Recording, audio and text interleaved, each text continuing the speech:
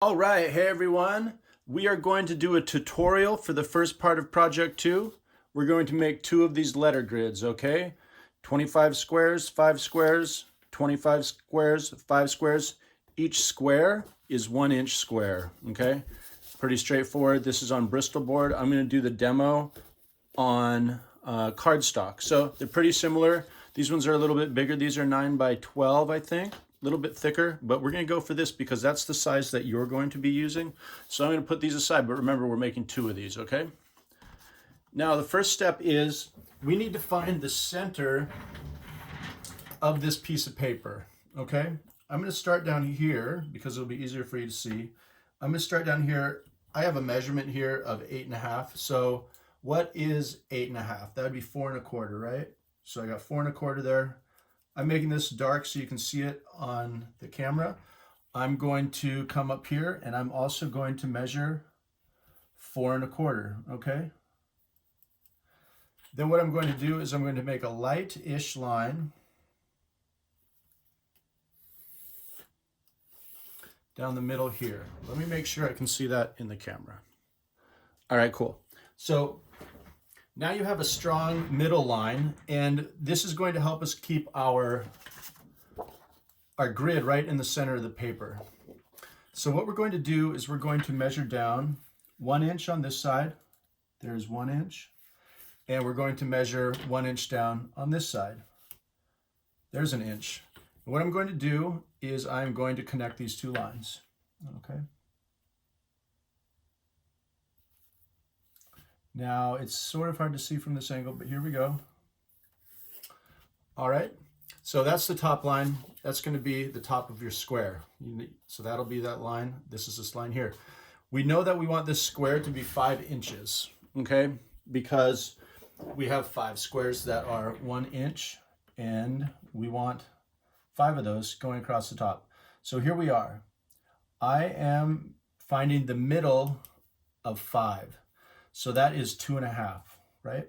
So what I'm doing is actually so that you can see, so that I can see it better and you can see it better. I'm going to do,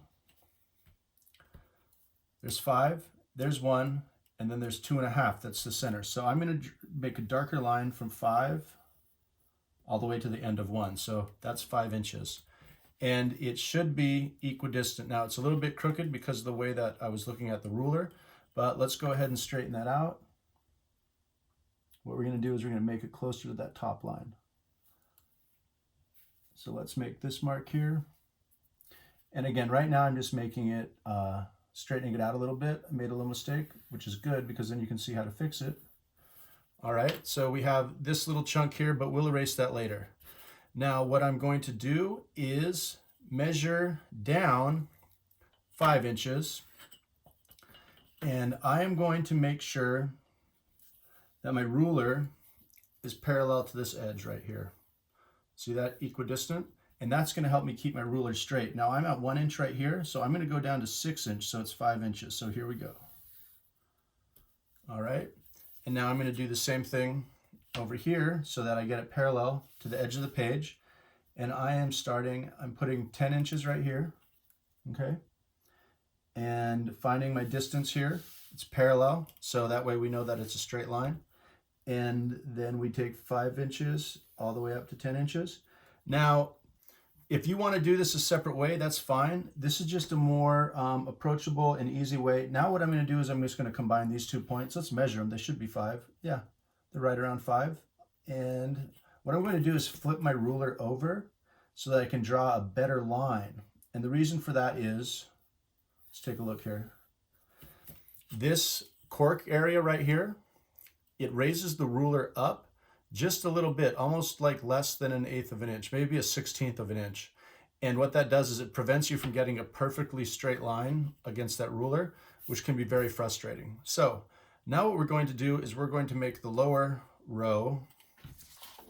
So we've already made this outline here, and now we're going to make this lower row. So what I'm going to do is, again, put my ruler on my page, make sure it's parallel to the edge of your paper, right? And then we're going to line it up on this line that you used to draw the box, right? So this line can put the ruler against it. It's right at 6, so we're going to make a mark at 7 and a mark at 8, and let's just go ahead and draw this line here, right? So that way we know that that is a 1-inch square, or the 1-inch edge that's going to be made into a 1-inch square, and we're going to make this whole row first. So what I'm going to do is bring my ruler over here. I have it lined up at the top. We have a 6 there, and we're going to go 1 inch down for the 7, and we're just going to go ahead and make that line to the 8. Now if we combine these edges, and again I'm going to flip my ruler over to draw this line, if we connect these edges, we have a row. Now it looks a little crooked right now, so we'll see how that goes. And we'll connect these edges here, okay? And then what we're going to do is measure as much as we can, 5 inches. Now it's a little bit smaller than 5 inches, so I'm just kind of balancing it here. So there's 5 and there's the 0, and we're just kind of finding a balance there because it's just a little under 5 inches. So we have 1, 2, 3, 4. Okay, now we're going to do the same thing to the top here. 1, 2, 3, 4. Okay, now what we're going to do is flip the ruler over so we can get a straight line, and I am going to connect this there, connecting this one here, and I'm doing the whole row or the whole column all at once, taking care of that. We're going to ignore this center line right now because that's just what we use to center the grid. There we go. And then now we're going to do this.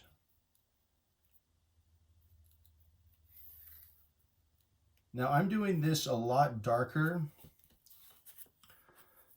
than I should because I want you to be able to see it on the screen. So my previous demo was much lighter, but this is fine. Now remember, ignore this line right here. That was just a mistake, okay? Ignore that. The top one is the line that we want. All right, so now we're going to measure this side. So 1 inch, 2 inch, 3 inch, 4 inch. Let's go up here. 1 inch, 2 inch, 3 inch, 4 inch. Okay, I'm going to flip my ruler over.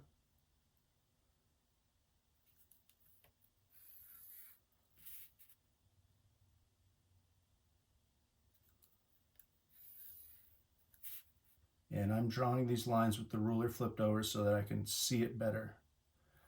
And it's closer to the page. Now, if you have a clear plastic ruler, that's almost your best option. A wooden ruler is fine, but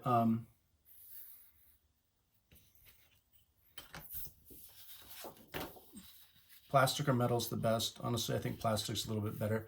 Now, remember this area up here? That was a mistake. So I'm going to do, the first thing I'm going to do is draw my top black line. So now that this is all sketched out in pencil, we're going to go over it with ink, with a marker. Now the markers that I'm going to use, or the marker I'm going to use, is just a regular Sharpie ultra fine point. It's one of those.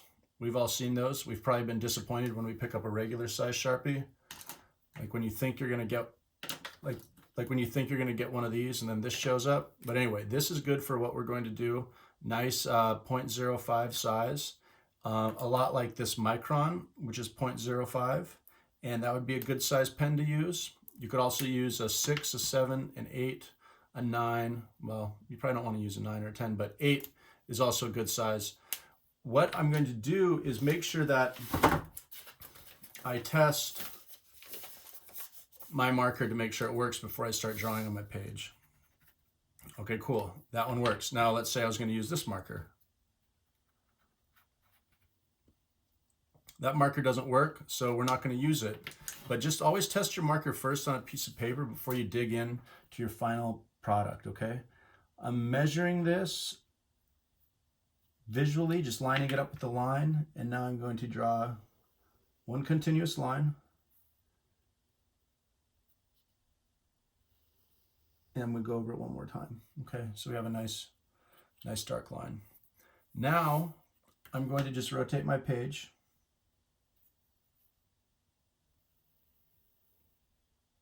And now I don't know if you can see my hand sort of shaking. That's because I'm actually pushing on this ruler pretty hard. Okay, now I'm going to go to this side, and I'm just going to go along the line. Now if it gets a little light, that's okay, because you're just going to go back over it. And make sure you go straight through. I stopped at this one. You can see that little dot. I wasn't quite sure where the end of the square was. Light's reflecting up here, a little bit weird. All right, now I'm going to do this side.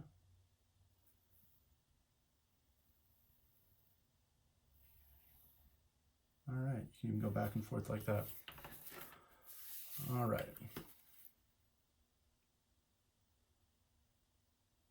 Let's line this up.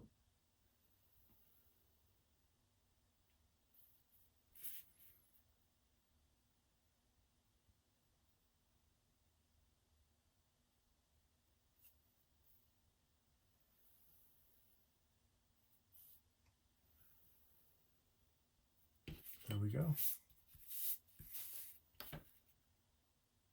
Make this line right here. We're starting to close in these shapes, which is good because then we have a little bit more structure to work within, and we can start erasing lines so we get a nice finished product. And then it gives you a little bit more hope for the next few steps. Feeling that a little bit. All right, so I'm going to start up here, follow that line, visually making sure it's parallel to that top line.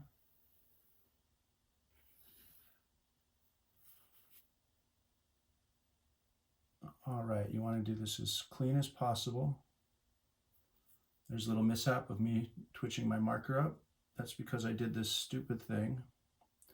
I don't know if it's stupid or not, but I decided to go back in this direction rather than following the same stroke. So maybe keep that in mind. It's good to keep that direction, maintain that same direction over that line. And that way you're also dragging your marker across the page rather than pushing it, because pushing it will create a little bit of friction and could cause it to move off track or do some of these goofy things that happened. All right, finishing up this bottom line here, almost bottom. And then, looks kind of confusing because we haven't erased this line, but we're just going to start up here, and we're almost done, getting close to the end. I'm going to trace down this way and trace this line too. Pulling the marker down.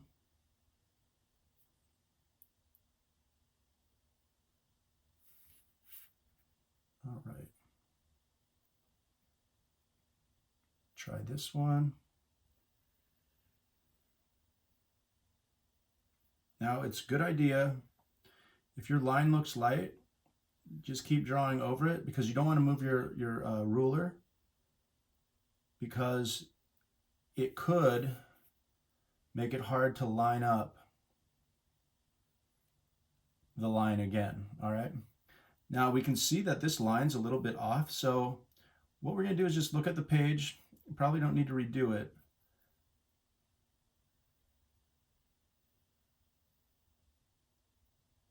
But it's also a good example of how you need that center line to keep things on track. All right.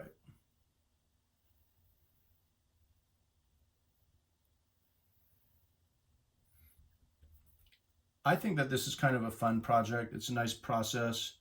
It's a nice exercise in measurement and kind of creating some completed forms. So here we are. Finished grid. Remember, you're going to do 2 of these. So you got to do 2. And we have our pencil lines around here. What I'm going to do now is just make sure that my hands are clean. And I'm going to gently brush this page off so I can just see if there's any smudge or schmutz or anything that I'll need to take off with the eraser. So anyway, that's looking pretty good. And remember, we just used a regular pencil for this. You could use a mechanical pencil if you want. Just use a regular Sharpie marker, or you could use a micron. 0.5 to 0.8 will be the best size for this. Now I just have this old eraser from a Drawing 1 class. So you might have some old erasers. I wouldn't suggest using pink erasers. They can sometimes leave a weird residue, but a white plastic eraser is the very best, and you'll use it for all your classes, okay?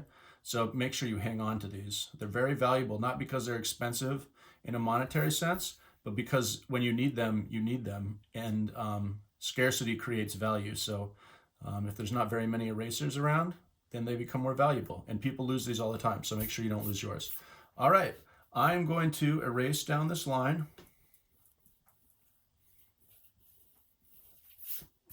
All right, I'm going to erase this little top line here. We're all done with these guides, so we can get rid of them. All right, this square already looks better, getting that stupid crooked edge right there.